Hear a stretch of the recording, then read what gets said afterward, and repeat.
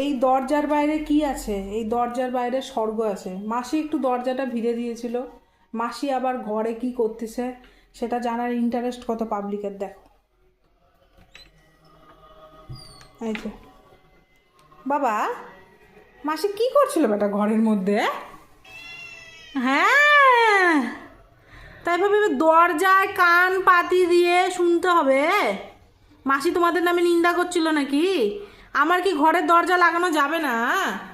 ও বেটা, মা সবাই আবার শুশুর শুশুর করে ফাঁকা হয়ে গেল। ও লাড্ডু, লাড্ডু, কি হয়েছে বাবা? সুজি, সুজি রে, ও এদিকে এদিকে এদিকে এদিক। ও বেটা, কি হয়েছে বাবা? খিদে পাইছে?